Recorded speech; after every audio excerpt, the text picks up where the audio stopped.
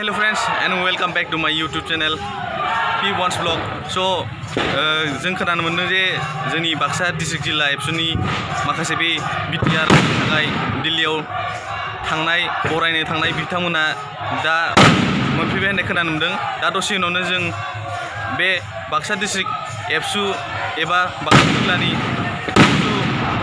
बिथांमोनखौ गावसिनि बे डिस्ट्रिक्ट एबसुनि लांगोना एबा बे मावख'आवनो जों बरायनो आखायाव लादों। स' नोंथांमोना दिनै नुनो मोनगोन बिटिआरनि बिथां बाक्सा डिस्ट्रिक्ट एबसुनि बरायनानै नुजाफैनो हानाय एबा बिथांमोननि सोमावसारनाया दिनै सिमाङा जाफुंनायनि बेलायाव जों दा बिथांमोनखौ बाक्सा एबसुनि मावख'आव जों बे बिथांमोन आदामोन एबा सारमोनखौ जों बरायनो आखायाव लासिगोन। स' नोंथांमोना दिनैनि बे ब्लगाव बाक्सा डिस्ट्रिक्ट एबसुनि बिबानगिरि एबा सारमोनखौ बरायनाय हाबाफारि नोंथांमोना बे ब्लगाव नुनो मोनगोन। स' गोजोनदों।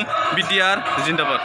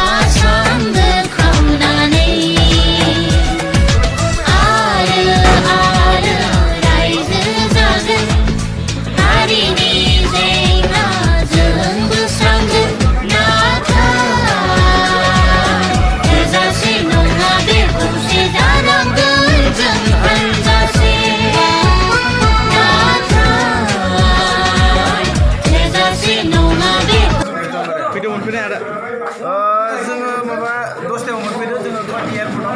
आচ্ছা बे गाखोनाय खैथायाव गाखोनाय? गाखोनाया जोङो 7:10 गाखोदोंमोन दिल्ली एयारपर्टआव। मोजाङै मोजां मोनबाय होमबा ना? औ मोजाङै मोनबाय आरो गोजोननायबो थाबाय, गोजोननायबो मोनदों। दिनै जोङो माने थामथि एकर्ड जोङो बर' जाथिनि थाखाय जोङो लाबोनो हाबाय बा मोनबोदों दिनै। बेनि थाखायनो माने स' आइ एम भेरि हेपि होमबा। Thank you.